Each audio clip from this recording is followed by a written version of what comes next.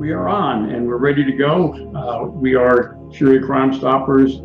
As we say every week, we're part of the United West. Proud to do that. The slogan for the United West is one team, one fight. We've added one fight being the 2020 fight.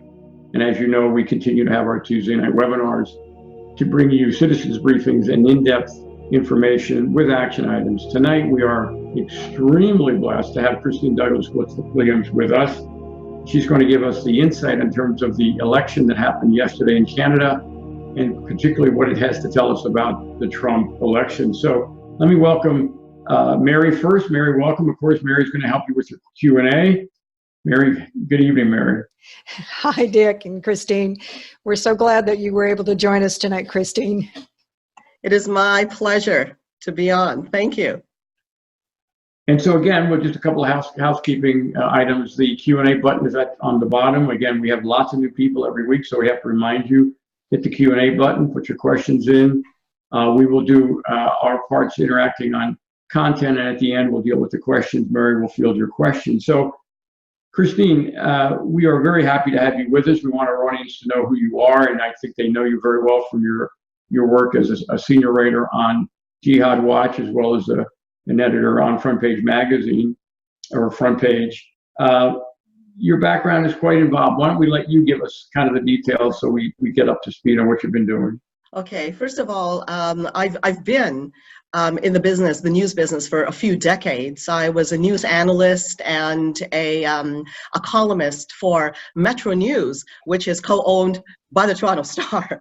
But I've also done a lot of TV and radio, and my TV show, it was a daily talk show where we covered current affairs and events. And this is what led to a lot of my interest in the whole area of Islam. I mean, areas like in the news, the general news, analysis, elections, and so on, that was all part of my history. But I started to get more into the Islamic issue upon doing that talk show, because after 9/11, there was a lot of coverage that we allowed on that show, and the program that I did had to be a balanced program between right-wing, so-called right, and the so-called left. So I put them together a lot on the program, and well, it was a show where we took it away from there. And many of the people that I had on the show were Muslims. Some of them I found to be making excuses for 9/11. Other ones were starting to say things like, "You guys have no idea that in mosques every Friday, hatred is being preached against Christians and Jews." And at the time, I thought that sounded a little bit far-fetched. So it did lead to a lot of investigation from my point of view. And from there, again, to make a long story short, I ended up authoring the book, The Challenge of Modernizing Islam. It's published by Encounter Books in New York City. It's in the Library of Congress. It's in major universities like Stanford, like UC Berkeley, like Harvard and Princeton, and many universities across Canada as well. And it's even found its way into the United Arab Emirates, which I must say is a big surprise. But we're here to talk about the elections, and I'll be happy to answer any of your questions or go along the lines that you steer me. Well, listen, before we go off your background, I think it's important to let people know that you were deeply immersed in the activity that is created the M103. Maybe you can just say a little bit about your participation in the government and the whole notion of how this M103 thing occurred. I'm glad that you brought that one up, Dick. It's very significant as to the direction of my life. First of all, I was on the Canadian Race Relations Foundation. I had 2 appointed positions in government under the Stephen Harper administration. And one was to the Canadian Race Relations Foundation, which functioned under the Heritage Department, which was where M103 was coming from. And this was under, at the time, she was the Minister of Heritage, Melanie Jolie. My second position was as an advisor, an external advisor to the Office of Religious Freedoms and Foreign Affairs. But going back to the M103, I wrote extensively on Jihad Watch warning about M103.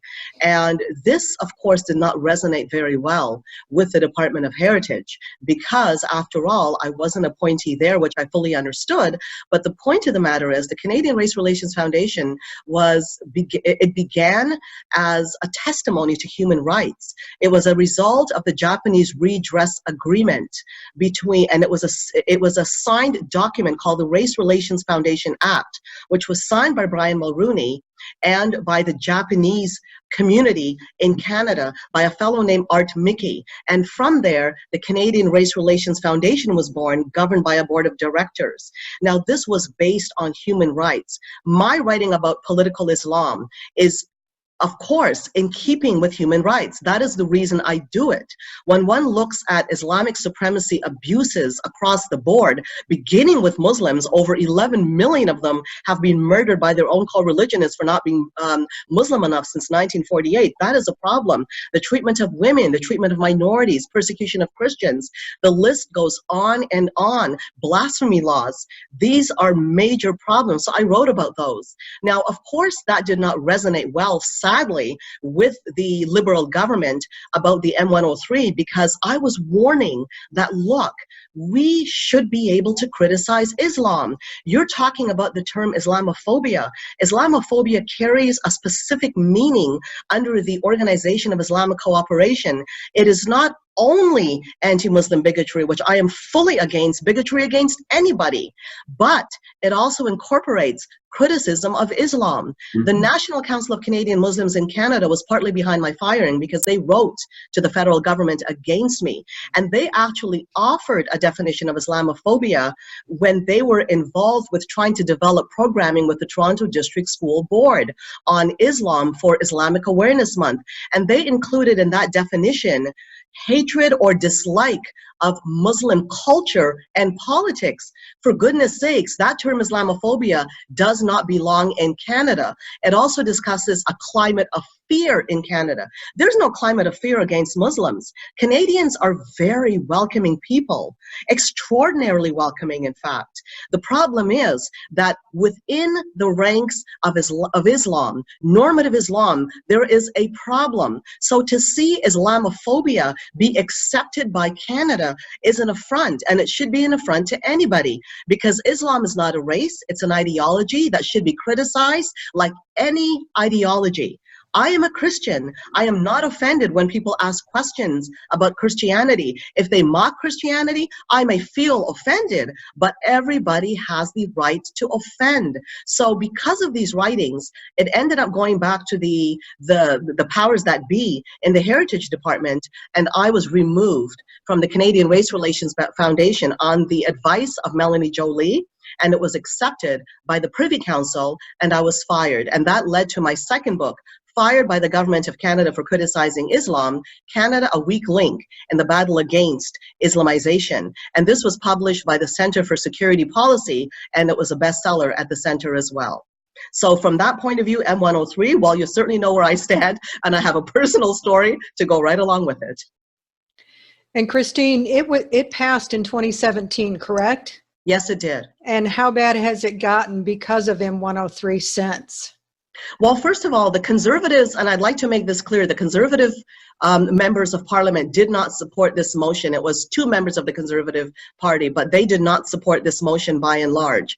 Since then, there is a fear, if you want to use their same words, a climate of fear. There's a climate of fear in Canada, because what's going on is that, and a lot of people aren't aware, most I think have some idea, there is this lawfare that we see going on across the West, but it's also going on in Canada to silence those who criticize Islam. This is one of the reasons why I'm a bit nervous to write in Canada, because I know people, a lot of people, and they're under legal orders to cease and desist, basically. I cannot mention some of those names because they're under court orders, but this is the kind of atmosphere we see in Canada. Now, Justin Trudeau has made it clear that he intends to go after people who are supposedly full of what they call hate, based on their definitions of hate. In the meantime, there was a case recently that I wrote about, and this was on Jihad Watch, where Muslim students and Arabs were pitting at Jewish students at the University of York because they had a Zionism display. And the Al-Quds rallies that go on every year is disgraceful. It doesn't just talk about hatred of Jews and Zionists, it calls for violence. And this is something that's being allowed to be continued in Canada. So one wonders, what is this so-called anti-hate M103 about that supposedly includes Islamophobia, but supposed to be about hate across the board? In addition to this, one needs to understand in Canada that this document Following it up was a $23 million follow-up document that promises to crack down on hate and Islamophobia and to monitor, quote, monitor citizens for compliance. Now, groups are going to be used to help monitor, to help train, like the NCCM, which is CareCan. And we know what CareCan is. It's an offshoot of CARE, and it's Hamas linked. And also IRFAN, which is an organization that was found to be a terrorist organization under the Harper government. So Canada, I would say, is under a level of strictures when it comes to a tacit version of anti-blasphemy laws. This is something troubling because motions are not law themselves, but it was a motion that led to a $23 million document to follow up action, and motions often do provide the framework for future laws. So let's talk about that again just for a little bit. I think it's important. With this backdrop, I would assume some subset of the normal election dialogue was probably self-censored. I'm just going to make that assumption. I'm assuming if you live in a country where there's an M103, and you could talk about Islam, and you could make it an issue, you could talk about immigration, et cetera, which is what we hope will happen in the 2020 election in the United States. If you've got a backdrop of limitations on free speech, potentially kind of open-ended, I would assume it may have had some kind of a self-censoring or quieting effect on this very important issue. Is that fair? The problem in Canada is that people are downright afraid. People are afraid. And I wouldn't just say this is unique to Canada. I think across the West, people are afraid to criticize Islam. I call it because I call it an Islamophobia battering ram. It's intended to beat down critics of Islam. People are afraid because there are punitive actions. We all know what has been going on in Facebook with censorships. We know what's been going on Twitter. In fact, some of our colleagues, like Jamie Glazov, I'm not sure if Robert Spencer received this kind of a notice, but I know Jamie did, and a few others. Michelle Malkin was another one of them. They received notices that they better back off, that their tweets were in violation of, quote, Pakistan's blasphemy laws. So this is the kind of a thing that's circulating globally. I mean, Pakistan leader Imran Khan has promised to take the issue of offending Muslims, Islamophobia, to the United Nations. Well, even before he's taking it there, it's already there. It's already global. This is something that we're all facing. It's not just Canada, but specifically under Trudeau, this is something that is a deeper concern. Groups like Ezra Levant, Rebel Media, and The Sun, people are nervous. What now? What do we report on now? Because with this Islamophobia M103, with Trudeau back in power, what is this going to mean for free speech when the goal is to crack down more on free speech and even on social media? Well, let's move ahead to speak about the actual other lessons learned. Now we have a backdrop of what's going on. So an election happens, people in North America vote, they happen to be above the border. A lot of similarity between Canadians and Americans in terms of history, Judeo-Christian values, et cetera. We even play sports across the border, et cetera. So take us through, if you would, the election, what's different about the Canadian election process, but also kind of a summary of what you think happened yesterday. A lot of people, first of all, in America, and I have to include this because I know I'm talking more to an American audience, don't understand the parliamentary system. First of all, which is great about the American system, you guys are voting directly for a president. So when you have to cast your ballot, right on that ballot, you're going to be able to cast it directly. Canada is based on a parliamentary system, and they're members of parliament, and they can be from they're of course from the various parties. So for instance, if you go to the polls, you're not going to see the names of Andrew Scheer, the name of Justin Trudeau, and the others up on the ballot. You're going to see the names of the representatives in your local riding who are part of that party.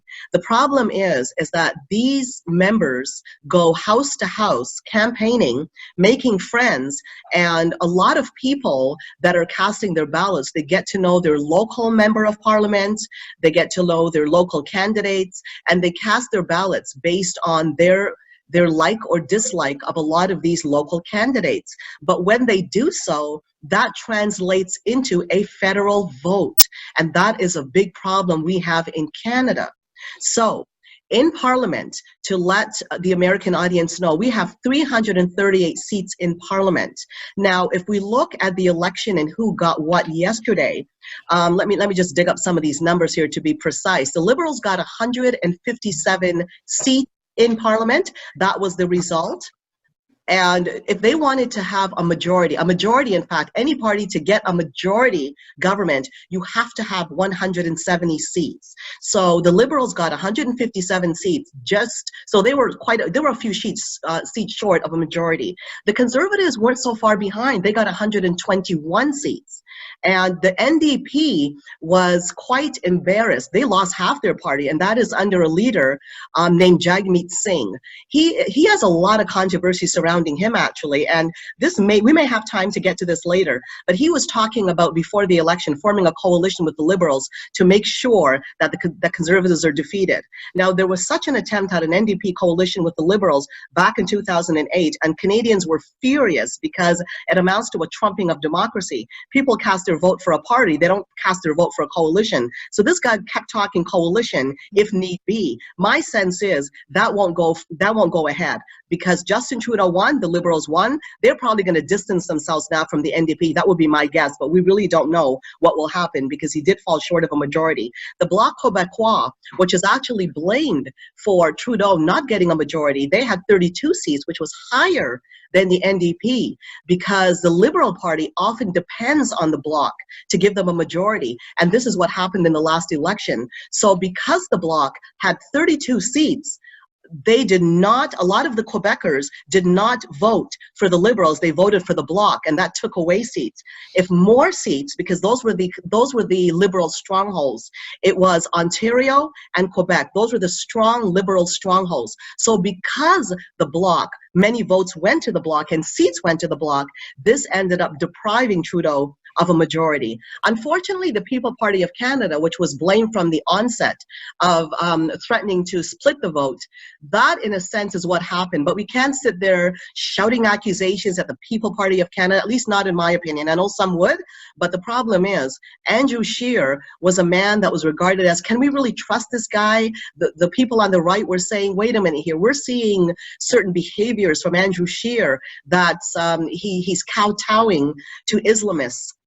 He is mistreating people of his own party, like MP Cooper, Member of Parliament Cooper.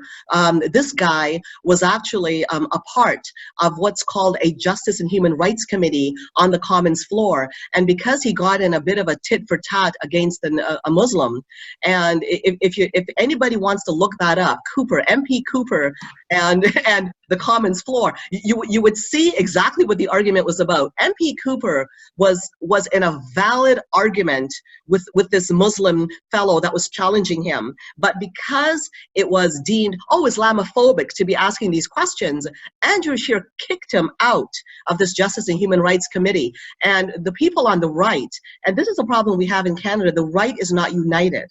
They were appalled that he would kick him out. So Andrew Scheer has been too soft on Islamists in Canada. On one hand, he has questioned Justin Trudeau about the ISIS fighters, welcoming ISIS fighters into the country. And of course, the Liberal government's response is always Islamophobia, Islamophobia, Islamophobia. But unfortunately, Andrew Scheer seems to be a pleaser. And as a result of that, he has been a bit of a disappointment on the right. And many people ended up casting their votes to the People Party of Canada. However, the People Party of Canada did not get any seats in the House of Commons. Now, this is important to note as well.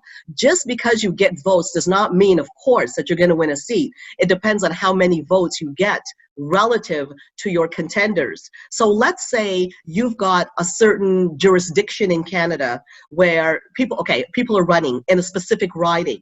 The People Party of Canada may pick up, let's say, 10,000 votes in that riding, and the Conservatives pick up 12,000, but the Liberals pick up 13,000. It's the Liberals that are going to win that riding. So it doesn't mean that the People Party of Canada did not get any votes. It just means they did not get any seats. So when it comes to the popular vote, this is something also to be noted in Canada, that Andrew Scheer actually won the popular vote, but it was Justin Trudeau that won the electoral vote. And I know that you guys have something similar that happens in America when it comes to the electoral colleges versus the popular vote. So Andrew Scheer did win the popular vote, but it was Justin Trudeau that won the electoral vote. So he's the one that ended up with more seats in the House of Commons. The Green Party ended up with only 3 seats. So here we have a big problem in Canada where we have never seen a country more divided. And this is very important to note now, because a significant number of political pundits in Canada are saying that Andrew Scheer will not hold on to the leadership in the next convention of the Conservative Party of Canada. They've considered him a disappointment. In the first place, I don't know how many Americans know that there was a real battle that took place between Andrew Scheer and Maxime Bernier within the Conservative Party of Canada, because Maxime Bernier was once a Conservative MP. But what happened was, during that leadership convention, it was Andrew Scheer that won by a narrow vote. But we must remember, the reason he won was that there's something called in Canada supply management. It refers to a policy that protects the dairy company. A lot of dairy farmers, a significant number of dairy farmers, bought memberships into the Conservative Party. And as a result of those last-minute memberships, he was voted in as the leader of the Conservative Party. But Maxime Bernier was the traditional favorite in that party. There was a lot of arguments going on between the two. They did not get along, and Maxime Bernier ended up leaving to form his own party, the People Party of Canada, and he vows that it is not an end, that he is going to continue with the People Party of Canada. So Canada has never been so much up in the air. Trudeau, the biggest question out there by political pundits, specifically on the right, is this: what will this man have to do to be voted out? This man is tainted with the SNC-Lavalin scandal, and this is a horrible scandal involving the Libyan government. It is a corruption scandal where the RCMP laid corruption charges against SNC-Lavalin, a Quebec engineering company, that Trudeau was so much involved with that he intimidated and pressured the former Attorney General to go on his side to cover up for SNC-Lavalin. So he tried to drag her into that corruption to protect that company, and the cover was blown. And that was such a scandal that when that happened, the polls had indicated that he will not win the election. It was terrible. Then came the blackface. And then, well, we all know about the payout to Omar Khadr, $10.5 million. And the man is talking about swinging open the doors to immigration. He has signed on to the UN Migration Pact, promising to lead the charge against the UN Migration Pact and to just fling open the doors. We've had a problem with illegals coming in through the Quebec border. He's been calling the Conservatives Islamophobic simply because they want responsible immigration. There is so much dirt that has been following Justin Trudeau that the biggest question is, what will this guy have to do? What will he have to do to get voted out? And another question is, well, why would he get voted back in? There are a lot of traditional liberals in Canada in answer to that question. And we also have to remember that he's the late, he comes from the Trudeau family. There was his father, Pierre Elliott Trudeau, that was beloved in Canada. And it's also important for Americans to understand that he was the architect of the Multicultural Act, but it was the Conservatives that finally signed it in. And we also have to remember that when Pierre Trudeau was at a conference, he was being questioned about the Multicultural Act and what that meant for Canadians. And he actually said, and this was captured by the Ottawa Citizen, when he was asked the question, is this what you intended by the Multicultural Act, given the problems that we see unfolding in Canada? He said, no, this is not what I intended. So even the architect of the Multicultural Act had issues with how the act unfolded. He was a statesman. Yes, he was socialistic in a lot of his ways in terms of his spending, but he was a statesman. He managed the separatists in Quebec very well, and he was a man that wanted to see a united Canada. Unfortunately, his son, we have never seen such a divided Canada. There is even talk and rumors that the East and West might split up between Atlantic and Western Canada. I can't see that happening. The separatists have now gained more power because we see the votes that went toward the bloc. Canada is a mess right now. So I'll leave you on that note, on that wrap up with the next question. Probably confused you more than ever. No, that's all right. Does Canada have the same rules that Justin Trudeau cannot run again, though? Would this be his last time that he could even run? That's a very good question, but we don't have the same system as the Americans. Okay. We don't. So he could run again for a third term. Woof. The Liberals could win again. Yes. Oh. So if we inject into the picture that you painted, if we just put the name Donald Trump, and not necessarily a personality, but his policies, if we take the notion of immigration, nationalism, etc., I know Trudeau said that Canada was a post-national country. I know he signed the US Migration Pact. Was there any discussion either from Maxime Bernier or anyone about the whole notion of immigration? Did that play a role? That's a big issue for Americans. We're worried about Canada's position on immigration. Did that enter in the election at all? Well, you should be very worried. And in fact, it was a part of the entire election, the elections all the way along. Canada, first of all, Canadians, when they were polled, they're not favorable of this open immigration at all. So this is something that we see that Justin Trudeau is rampaging along with, just marching along and flinging open the doors. Canadians don't want that. Maxime Bernier was very upfront that he does not want this.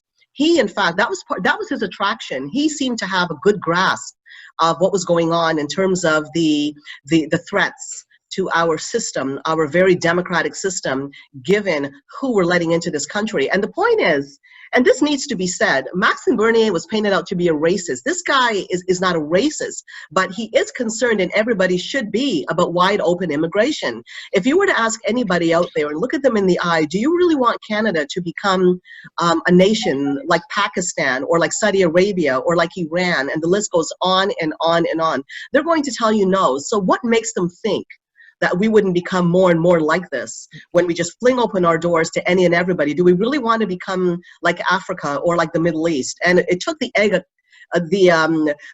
Dalai Lama, who is actually, he's seen as one of the most, if not the most peaceful person on the face of the earth.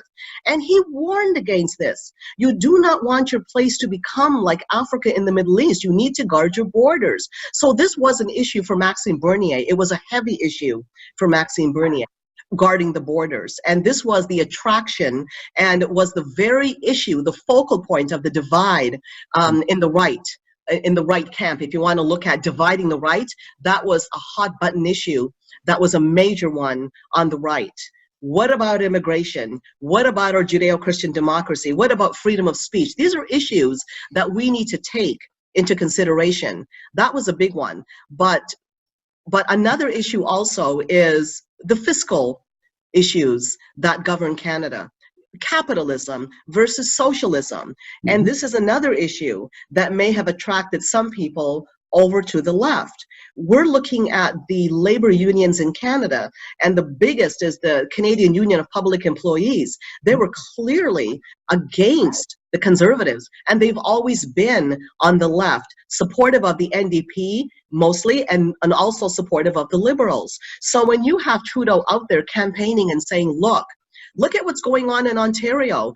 Ford, because we have a Conservative leader in Ontario in provincial politics.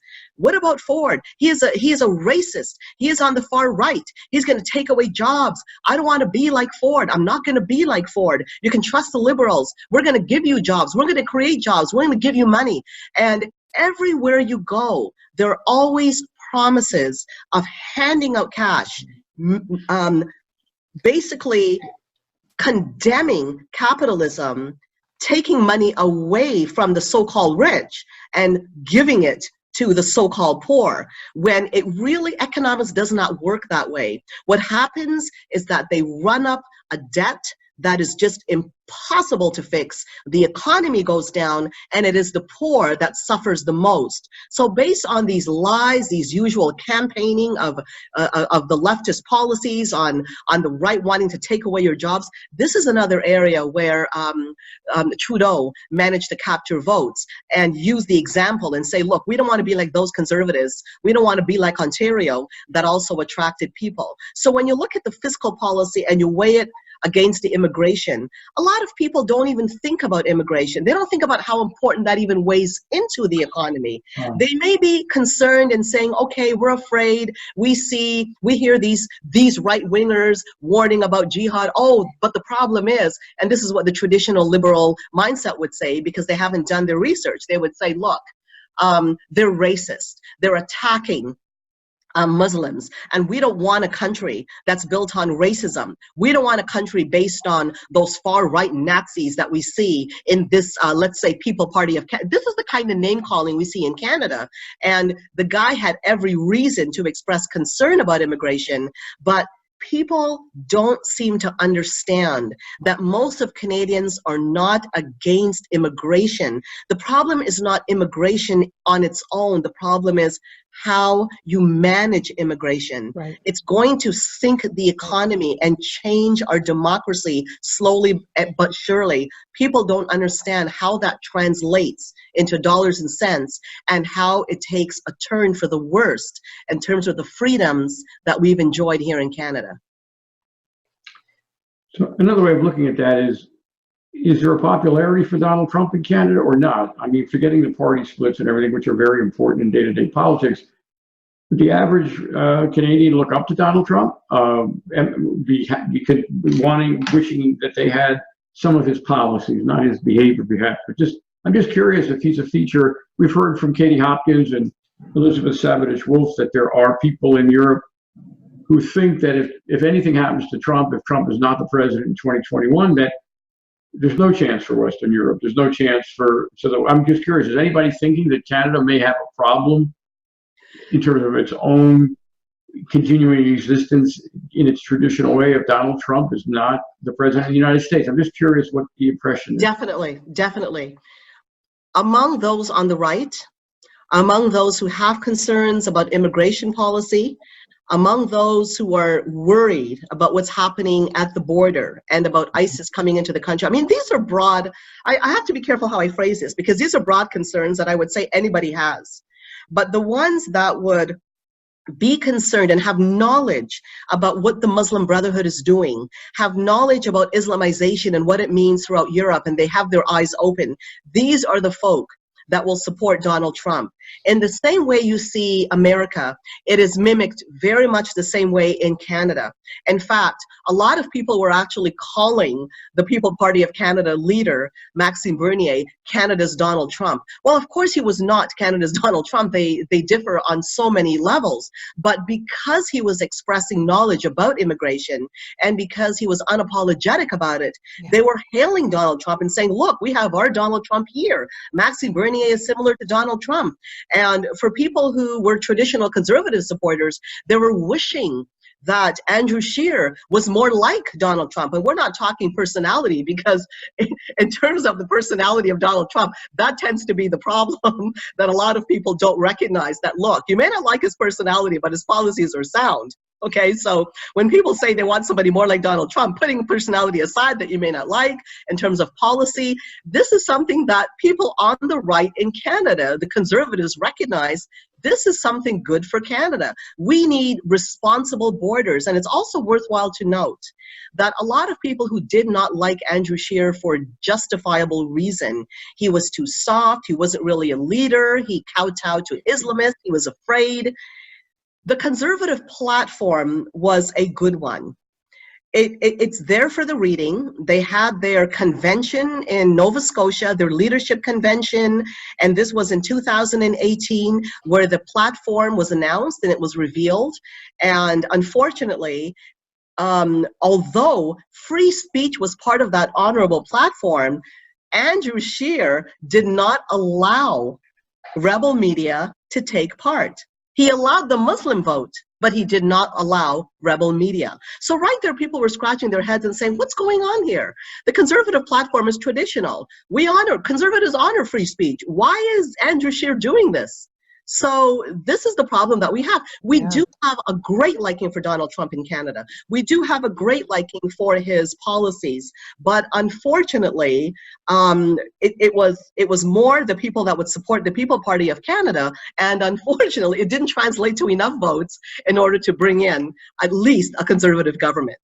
That's the simple version of a very complex answer. Does Canada have a similar issue like we have here in the States in terms of voters and illegal voters, and states here that don't necessarily require pictured ID? I think I read that Canada requires that you have a photo ID for voting. Is that across all provinces, or is that select as well? Yes, Canada, I have to say, Canada is A1 when it comes to voting. You have to have an ID everywhere you go. Even if, in fact, when you go for voting, there is a card that you have to bring with you because voters are tabulated. So you're given a card in the mail that you have to bring with you. And although you are on that card, your address is noted, the people that are manning the booth are matching up all the information on the card with what they have down. So it's a very careful process. You still have to provide a picture, a photograph of yourself. So Canada is very careful, and it's very different from the US. I am surprised that that problem in the States has not been fixed already, because I can't imagine you guys going up to this next election and having that kind of loophole in your system. It is because incredible. it opens the door wide to the worst kind of voter fraud. We don't have that in Canada. Well, that's good. I was wondering if that had any impact on the voting and how it turned out. So that's a good thing. Do you think if Maxime Bernier and Andrew Scheer had gotten together somehow and combined and been one party, they would have been stronger to be able to defeat Trudeau? I would say so. I would say so with certainty. With certainty. And the question posed to Maxime Bernier right after he came up and spoke, right after his speech, after not getting a single seat. Will you consider this? Is this something that you regret, not staying in the party and trying to unite the right? He was determined. He said no. He intends to continue with the People Party of Canada. But I believe personally, and most Canadians believe that, had he stayed within the party, it would have most likely been a conservative win. So it's a pity. It's a shame. Now it's interesting now that you asked that also, because Maxime Bernier, his prediction is that Andrew Scheer will not remain leader of the Conservative Party of Canada. He believes that he will lose that, like a lot of Canadians believe and political pundits believe. But Maxime Bernier somehow believes that the Conservatives will end up installing an even more liberal leader, whereas other pundits are saying absolutely not. They will actually bring in a truly conservative leader. So it remains to be seen what will happen with the Conservative government, and that will certainly determine the outcome of down the road. Wow.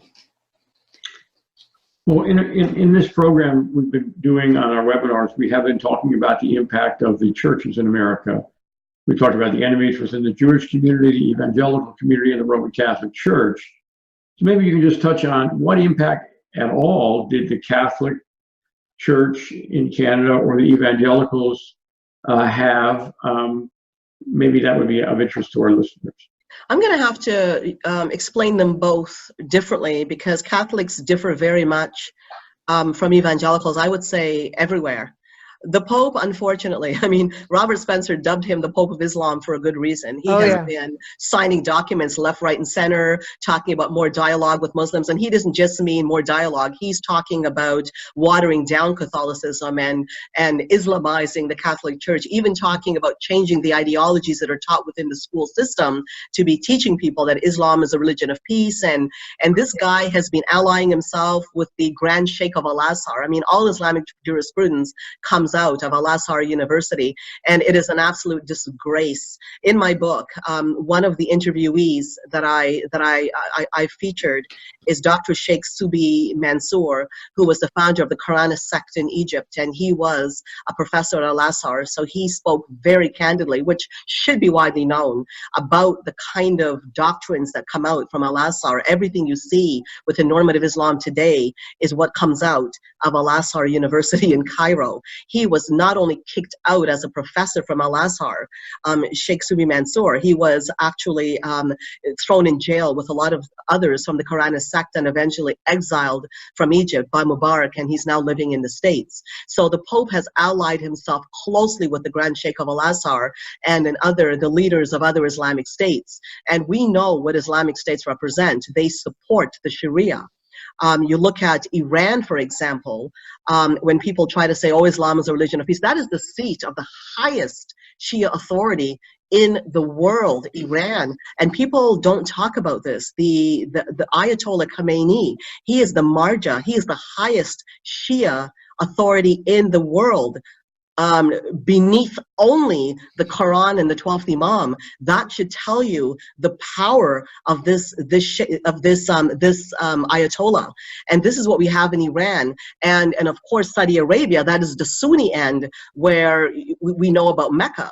This is the Sunni end, and they ascribe to Wahhabism. So why would anybody try to tell people that Islam is a religion of peace, normative Islam? We know, people should know better than that by now. We know what normative Islam is. If a Muslim chooses to change that, they're regarded as apostates. And no, I am not calling them apostates. We don't have that in Western democracies, but they are regarded by normative Islam as apostates. So we need to recognize, everybody, including Muslims, and true reformists recognize that there is a terrible problem with normative Islam that needs reform. And this is why the whole notion of reform is discussed. But there are also moderates out there that they support democracy, but they're out there telling everybody that Islam is a religion of peace, that the Quran talks about loving Jews, but they forget to tell you the dozens of texts that talk about Jews being pigs and apes and monkeys and the whole bit,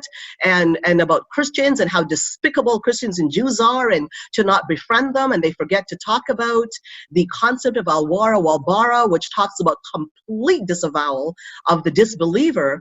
So this is something that we need to wake up and realize. Yes, we embrace humanity. We embrace people. If we ascribe to religious rights and freedoms, we embrace people. But for goodness sakes, it's up to us to protect our democracy. And the starting point is to protect the gates. Who that preaches wide open doors sleeps with their door open every day? It is the same thing. And this is the problem that we see. So the Pope ascribes, as we were talking about, to this open doors, but he is walled up in the Vatican. Yeah. And this is a problem. And the Catholic Church, they're listening to the garbage he's telling people, that we need to be kind, that we need to open the door and help people. Yes, we need to be kind. Yes, we need to open the door. But we're not going to open the door to somebody to come in and shoot our whole family. And I'm not saying every immigrant does that. We have to be careful. We have to vet people. And he is obviously careful who comes into the Vatican. So in Canada, Christians, the Catholics, tend to listen to what the Pope says. Be kind. Open the doors to immigration. The evangelicals, they're, by and large, not every evangelical, they don't want to get into politics. They just want to get into health and wealth. We want to be healthy. We want to be wealthy. We believe in a Lord that will give us health, will give us wealth, will answer all our prayers. And nothing is wrong with having faith. But they have lost the sight of what suffering is about in this world. It is inescapable. And they have lost sight of the fact that not because people are going through suffering means that they are cut off from God or God is punishing them. Jesus went to the cross. It doesn't mean he did something wrong, for goodness sakes. So we have a certain mentality that is in the evangelical church that is just looking, you know, the saying goes, they're so heavenly minded, they're no earthly good. And this is a problem we see see today. Now, back when Ronald Reagan was elected, we had the moral majority. We had an outpouring in the evangelical church that said, wait a minute, wake up here, something is at stake. The evangelicals need to get up and wake up and realize that Judeo-Christian democracy is a gift. If they have faith, then that should be where their faith begins, that it is a gift from God. And they need to wake up and cast their vote to align with what wisdom will say, because scripture also says my people are destroyed for lack of wisdom, and it talks about the importance of knowledge and wisdom in scripture. This tends to be ignored. Now, churches on the whole say, okay, we don't want to have anything to do with politics, but the problem is they have everything to do with politics. By believing the door should be flung wide open, that is politics. By a lot of evangelicals now, not most of them, fortunately, but there are many evangelicals that are going over to the Palestinian agenda because they're following this doctrine of liberation theology, where we need to be kind, we need to be good to everybody without any scrutiny whatsoever. And this is what's governing the Christians along, a lot of them in the Palestinian area, where according to liberation theology, the Sabeel Ecumenical Liberation Theology Center is one of the worst you can imagine, and it's in Jerusalem. And it brands the Jews, in fact, the state of Israel, it brands as an apartheid state, oppressing and discriminating against the Palestinians. And unfortunately, we do see that element in the evangelical church, liberation theology, where we need to side with the poor no matter what. And yes, the poor is the poor, but we need to also be discriminating who are the leaders in the Palestinian territories. What are they doing? There is a lack of knowledge and a lack of even wanting to know about anything deemed negative, lest it challenge their faith in the evangelical church, which I find personally appalling. I love humanity, I care about people, but there is no excuse to just completely basically shun your responsibility as a citizen, as a good citizen, as a steward, and particularly as a Christian, if you want to call yourself a Christian that guards the gates of what God has given you as a gift, which is democracy. So the reason we brought that up, and I appreciate that very, very fine, comprehensive answer, we need to be careful in America to realize that we have Catholics in America, we have evangelicals. We should not count on them necessarily supporting what we think are biblical principles. The Pope, for example, if he was here and could vote, would not be voting for Donald Trump. So by listening to the conversation, it would sound like a certain percentage of Catholics and evangelicals in Canada voted for Trudeau, or added to his, or perhaps even to one of the other parties on the left. You need to be very, very careful not to underestimate how important it is for Catholics and evangelicals to use discernment, to think about the fundamental principles in the Bible and ignore, in some cases, the traditions and the most recent social justice messages coming out of their pastors and out of their popes. So that's why we brought it up. It's really important. These are major parts of the population. We need to be very, very careful to work with our Catholic and evangelical brethren in America so that we can count on them being part of the team that will put Donald Trump in office again. Because frankly, the irony is if they go for the social justice message, particularly the evangelicals, they may in fact be shut down, unable to practice their religion openly. Another area, just keeping moving a little bit, I understand that there were a number of people, maybe even in the Green Party, who were attacked because they said some things about, perhaps in jest about Islam. They were critiqued by their own party leadership, and the party leadership asked for an apology as well as sensitivity training from the equivalent of CARE. I think you wrote a little bit about that, or maybe— Yes, I did. Can you comment a little bit on the phenomena that we see there where people who speak out are being invited to get sensitivity training by the Muslim Brotherhood? That goes right back to the M103 that we discussed earlier. You say something negative about Islam, even if it's valid, you are regarded as a bigot, a racist, an Islamophobe that needs sensitivity training, that needs training, in fact, about Islam, that Islam is a religion of peace, and don't you dare criticize it because it's just like any other religion, and never mind the political components, never not mind the basics. But this is what happened with these 4 Green Party candidates.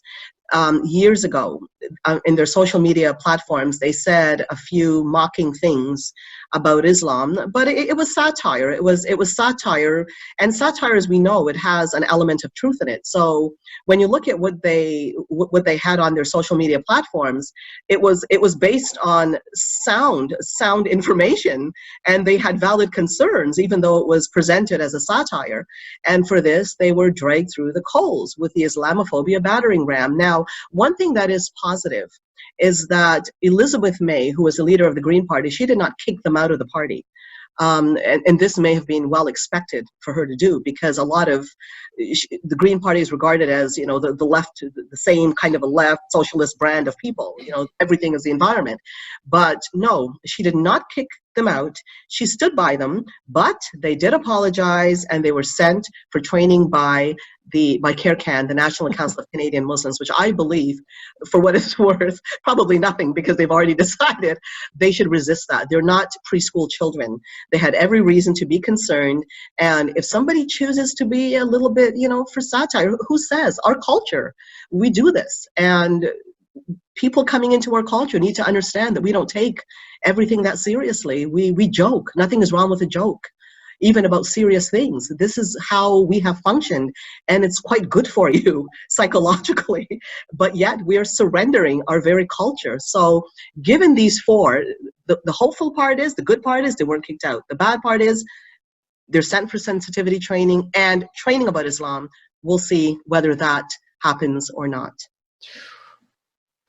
Christine, when we talked to you earlier, you had said that Justin Trudeau is now he's the minority government. What does that mean in terms of what he has to do now? Would he be able to pull in some of the conservative candidates or does he have to completely form his own government under the Liberals that he sides with?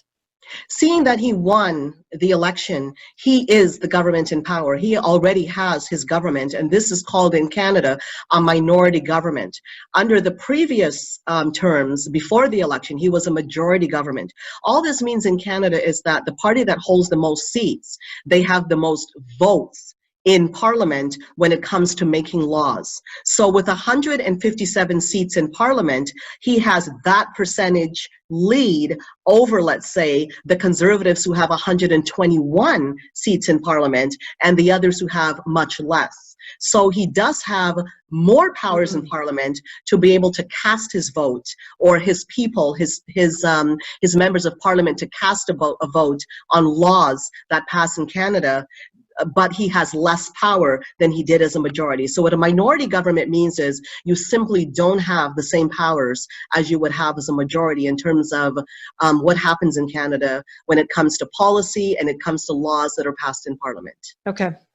But he has the executive power, right, to execute things that are already laws and treaties and things that are already signed. So, well, yes. We don't know. I assume we should not expect him to roll back the number of, he's talked about 350,000 migrants from around the world coming into Canada through the open door over, he said, a 3-year period. We've got 2 more years to go. So we shouldn't expect that to change, right? That's existing policy. No, that's not going to change, unfortunately, because Canada signed on to the UN Migrant Pact while he had a majority. It's already there. He's going to fling the doors open, and this is what we're going to see. Now, I suspect that there's going to be horrible wars in the House of Commons when it comes to the ISIS fighters, what to do. And I suspect also that the Conservatives are going to make a lot of noise in Parliament. And I do have to credit Andrew Scheer in the past, because he has really grilled. A lot of people say that there's no difference between the Conservatives and the Liberals. Well, that's not true at all.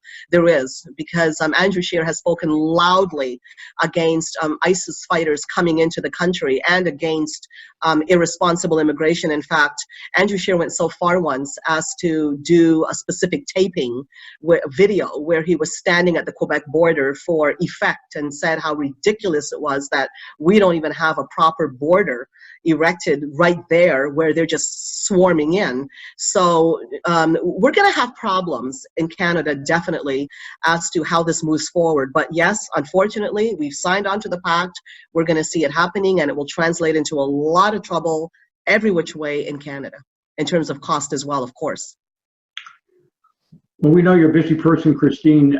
Maybe you can just give us a little future ideas of some of the things that are coming up on your agenda. I understand you're going to Hungary. Is that right? Yes, that is something I'm really looking forward to doing, because I absolutely have nothing but utter respect for Viktor Orban. He is the Prime Minister of Hungary. He is the one that's basically leading the charge in Europe against this open door immigration. In fact, what he said recently when Turkey said they were going to open the borders and let the floodgates open for 3.6 million refugees to come in, he said he's going to use force. Now, what people don't know about him, calling him racist, calling him Islamophobic, this guy has been pumping millions of dollars into human rights organizations in the Middle East to help persecuted Christians. He is very involved in helping persecuted Christians. And the reason I'm going is because there is a global conference where some heavyweights, ecclesiastical leaders, they call them, are coming, as well as state leaders and a lot of others that are into this whole business. They're coming to discuss practical ways to deal with the worst human rights crisis that is virtually being ignored. There is a genocide going on in Africa, and where are the Christians? Yeah. This conference hopefully will start to shed light and may be able to shed more light and let the information go globally, because unfortunately the media hasn't been covering these things. But Viktor Orban is a real hero there. He's putting his money where his mouth is, so to speak. He's not just talking about protecting his borders, as he should, and protecting the Christian heritage of his borders. He's going the extra mile and hosting events and pumping millions of dollars into helping the persecuted church, where Christians in the West, I don't know where they are.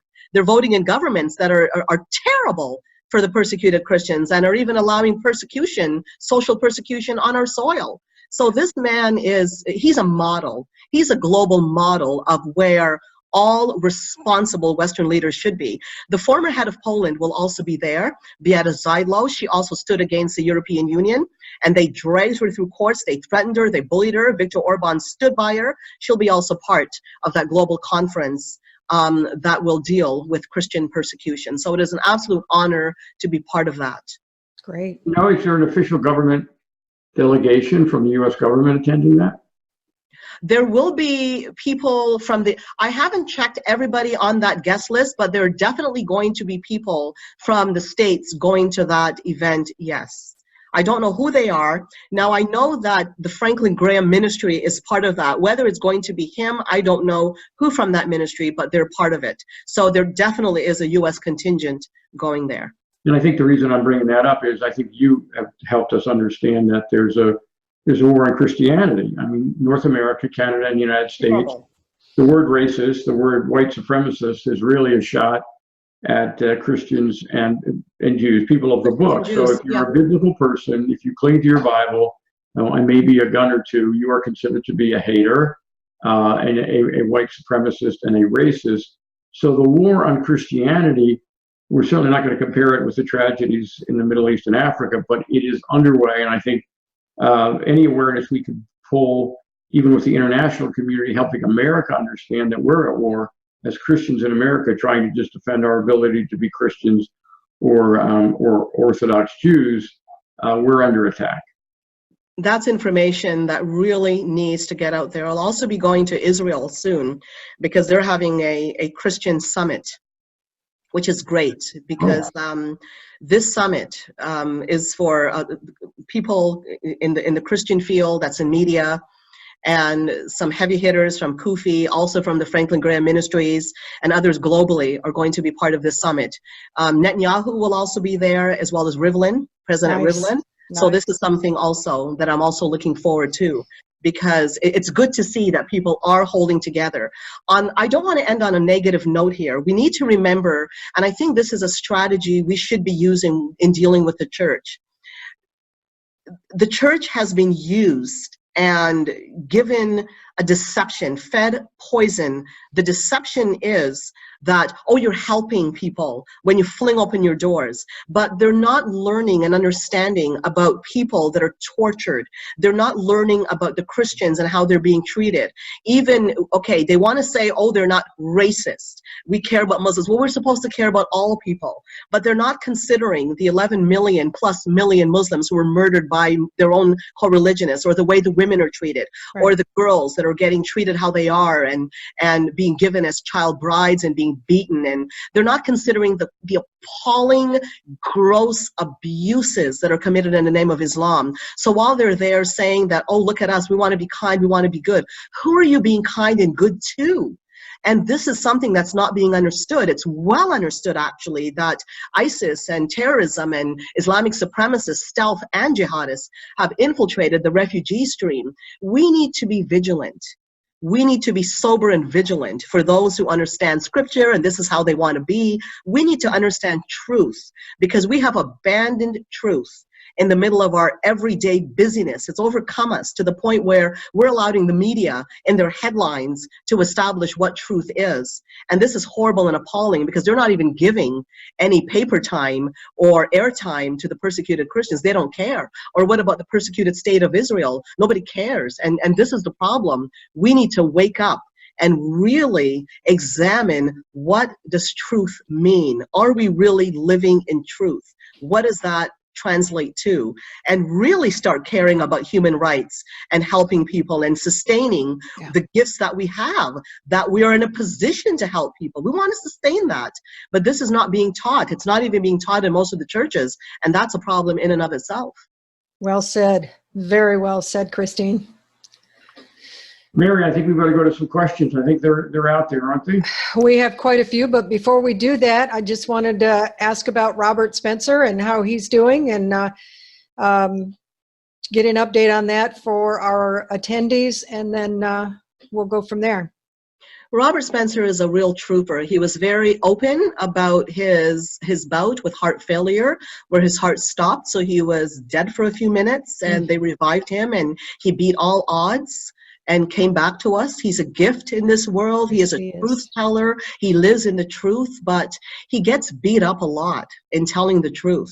And in terms of what he goes through in telling the truth, as well as the physical condition that he has now in heart failure, he needs a lot of prayer, because heart failure is a condition. It's not like a heart attack where you get your heart attack, if you come out of it okay, and they put a stent in, you're okay, you're on the mend. Well, depending on how blocked you really were, but it's different. Heart failure is something that goes on, and there's a lot of unpredictability with it.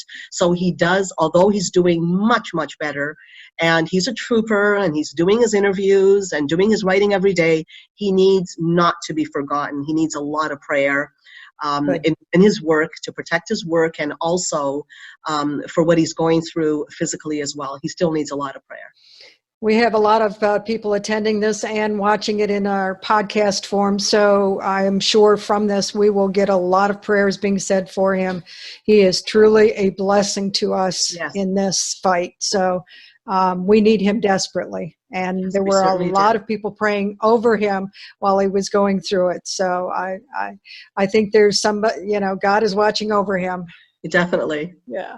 Thank you for that. Well, let's get to the questions. All right. Yes, we have quite a few here. And James is asking, does Canada have the same kind of voters that America has, where people vote for free stuff and that is all that matters? I know someone here that voted for Hillary because he wanted all of her free stuff she was offering, and he thought Trump was going to take it all away. Unfortunately, yes. I don't want to say this, but Canadians are, do I dare say it? I can already feel the stall. They're really not that different from Americans. They think they are, but they're not. I thought it was a cute question, though. It is. James is also asking, where was the Christian church during the election? And we talked a little bit about that. Were they hiding, afraid to take a stand? A lot of them are, unfortunately. I wouldn't say afraid. I would say lack of knowledge.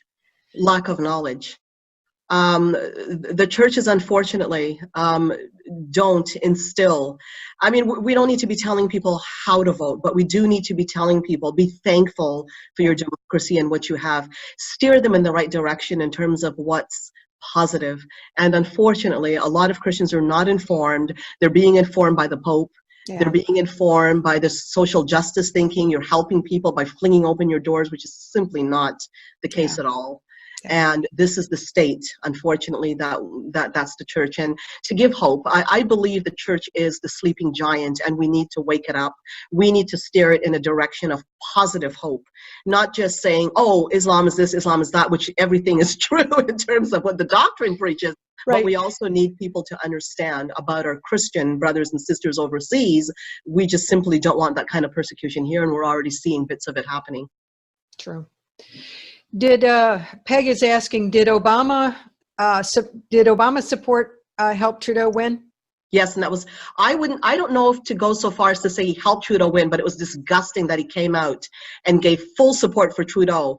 And there are a lot of gullibles out there. So people who may have been on the fence of thinking, who do I vote for? I'm a longtime liberal. If they happen to hear him endorse Trudeau, well, then I would say that definitely could have been impacting to some degree. It's very difficult to measure to what degree, but to have a person with the status of Obama come out and say he's throwing his backing behind Trudeau, that just kind of lets Trudeau off the hook in so many disgusting areas. So it probably played a role.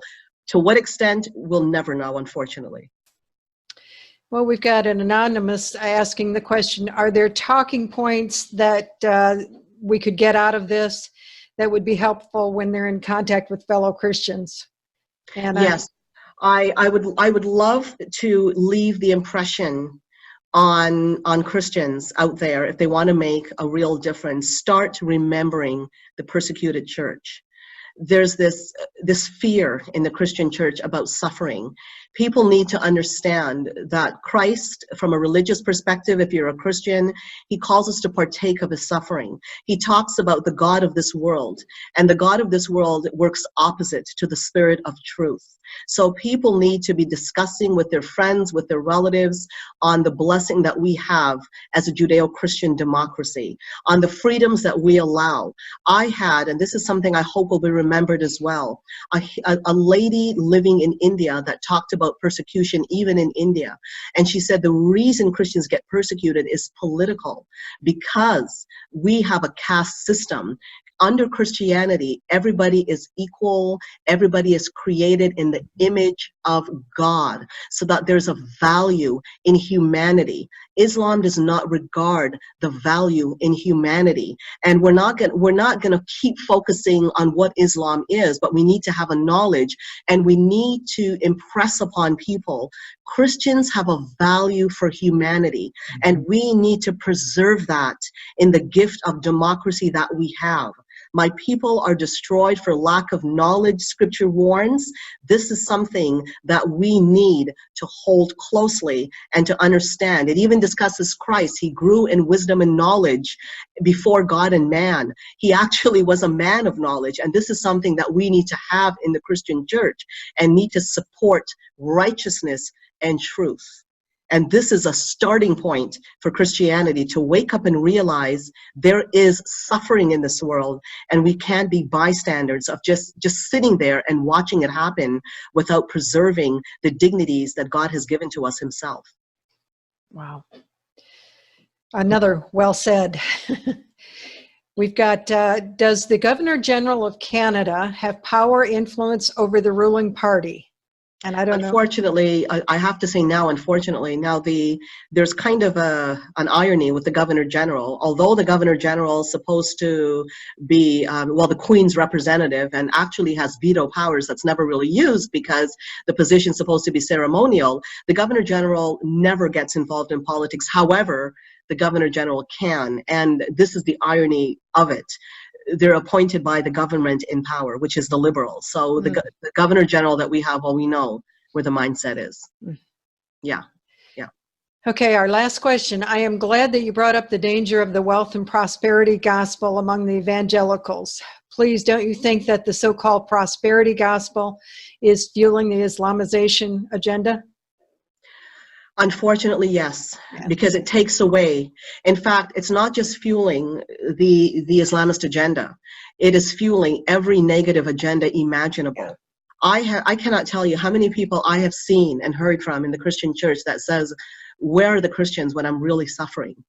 I have heard about from people who are sick and people who have losses, you know, have more faith, have more faith.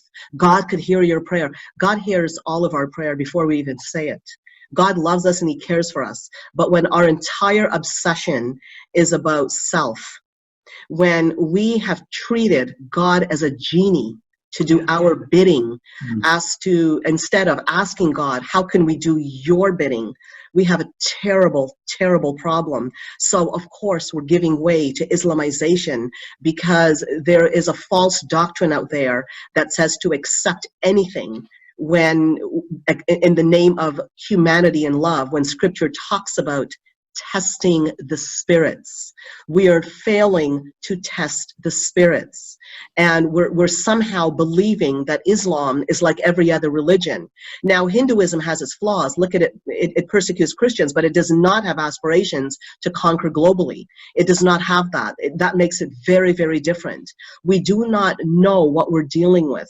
So when everything is focused on self, how could I be wealthier? How could I be happier? How could I feel happier? How could everything be about me, me, me, me, me, me, me, me, me? Because the market system has basically infiltrated the church. Then basically that opens the door wide to every form of darkness. Let's not forget communism as well, Marxism. It's called a red-green axis for a reason. So in answer to that question, yes, Christians are giving way to Islamization by not worshiping the spirit of truth. But also we're giving way to Marxism, which is the far left socialism, and we see it looking more and more twisted daily, where it's starting to look more and more like Marxism, which is what it is. That is the root of the far left. It is Marxism. And the red-green axis, the red refers to communism, the green refers to Islamism, and we do have that alliance, the red-green axis right now, that is very alive and well and extraordinarily dangerous, and it's battering us from both sides in our Western societies. Now, it's an interesting marriage between those two, because they do not supposedly support what each supports. Like Islam sees itself as supreme, communism sees itself as supreme. So why are they together? I believe that they are friends of convenience at the moment until their goal of destroying Judeo-Christian democracy happens, and then they'll be at each other's throats. Unfortunately, as Christians, we have to have more hope than that, but we need to have knowledge and to understand, because when we're too self-focused, we cannot look and say we didn't know what was going on. We know exactly what's going on. We are choosing to turn a blind eye, and Christians need to pick up that cross as commanded and follow the right force, which is the spirit of truth in Christ, if that's what they're proclaiming to believe. Well, Christine, that was the last question, but a final comment came in, and I completely agree with this and will add to it. This person, one of our attendees, is saying, what a bright young woman, thank you. And I'm just going to add to it and say, you are truly a blessing for us as well. And you guys are a big blessing in everything that you do, as well as your audience and as well as those who sent in their questions, of course. Thank you so much. Christine, we're going to invite you to stick with us just a few more minutes. We're going to go over some action items and some activities, but Okay. I think it's all been said beautifully, and let's go ahead and continue where we're at here. Wonderful presentation. Thank you so much. Thank you. We're going to take a look at some action items and get some final comments. Let's start right here. Okay, so as an action item, we're going to invite you to just digest everything you just heard and absorb the fact that much of Canada is just okay with the red-green axis, just like much of America is. They're a very big country. They're our northern border. It's going to continue. There are going to be 350,000 migrants entering the country within a 3-year period. That was said a year ago. The executive in Canada is Trudeau, and that'll continue. We didn't talk much about it, but I know there were parties that ran specifically on climate change as the #1 item. Is that correct, Christine? Yes, it is. It is for the Liberals. That is a big part of the agenda. We need to be careful because there's an awful lot of Americans who would see that as also the #1 issue. Yes. Whether they're supporting Bernie or whoever. The Canadians seem to be okay with red-green axis in the area that it's okay for free speech to be limited if the speech offends Muslims. Really, really dangerous in their own campaign and very dangerous as we go into 2020. Trudeau ran aggressively on an anti-Trump rhetoric. He talked about being elected so he could battle with Trump, and that's a very unfortunate situation. Again, a lesson to be learned. We've talked about Christians and Catholics and evangelicals and how important they are and how important it is for them to rediscover discernment and the truth that's in the gospel. North Americans as a whole in 2021 are going to be heavily impacted if Trump's not there, and we need to think about it. But we'd like to get you to think about another supremacist title. We're all being called names. We're all being called racist and white supremacists. We are constitutional supremacists because Article 6 of the Constitution says it is the law of the land. And so let's be bold in our support for supremacy and what only one kind. We're not white supremacists, we're constitutional supremacists. Our friend Philip Haney tells us over and over again to depend on the Constitution in our conversations with people. Again, join the one team, join the one fight. We've got to win in 2020. Well, in order to help us win, we're going to continue to educate ourselves. Next week, we're going to grow the audience yet again because Philip Haney is a very popular person with us, and he is going to talk about brand new information about additional Islamic saturation within the U.S. government. We're talking about evidence within the last month that Philip will give us about new and ongoing, even under Trump, the U.S. government Islamic saturation is continuing. The following week, we're going to talk on the 5th of November with Steve Baldwin. He's going to talk to us about the coming civil war, soft perhaps, if Trump is not elected. Specific things that are likely to happen in February and March of 2021. Then we're going to talk about the scourge of Islamic Jew hatred in America with Dr. Andrew Boston. That's going to be on the 12th. Our final Tuesday webinar will be with David Boris, our co-founder, and he's going to give us an insight into the deceivers that are women followers of Muhammad. So Muslima deceivers is that topic. This will round out a very, very successful fall 2019. We've had large increases in attendance and in registrations. Thank you so much. We need to double that again next year, and we're working on that. So it's been a great fall, but there is more. We want to introduce a new thing coming our way. Claire Lopez has committed to give us her insight into her views on the news. We're calling this Make America Think Again, which is part of the 2020 campaign, part of the United West. So Claire Lopez will give us information about what happened this week, the weeks being November 4th. She'll have a program specifically on what happened in the world and in America. By the way, it looks like at that particular moment, Mr. Erdogan, who we heard about, will be moving towards America, towards a meeting with the White House. He'll come back 2 weeks later and do another news review on another program. So these are webinars. You are signed up for them because you're signed up for tonight. You don't need to re-register, but we'd invite you to spread the word. This is a different kind of presentation. It's going to be more related to specific news coverage and insights that you might not get anywhere else. The Tuesday webinars will continue in the new year. They'll be more in-depth like tonight was, but we're really, really excited that Claire has chosen to join our team and bring her analysis of the news to us on the 4th and 18th of November at 7. Again, we are Sharia Crime Stoppers. I think it is World War III. Christine, I know that you've done a great job of explaining to us your visions, your views on this worldwide war that we're involved in. And again, we thank you for that. We are inviting people to help us prepare for the 2020 fight. Let's say thank you to Christine one more time and invite you just to give us a parting comment. Yeah. Okay. Thank you so much for being with us, and we appreciate everything you've given us tonight. It's been really special for us. You've given us a real insight in terms of your following the news, but you've given us a depth of understanding, including some biblical references that we're not going to forget. So thank you, Christine. You guys are awesome. Thank you. Thank you for all you do. All right, Mary, thank you for everything. We'll see you all next week with Philip Haney. We are part of the United West. Please keep that in mind, and please spread the word and join us next Tuesday. Thank you. Good night. Good night. Good night.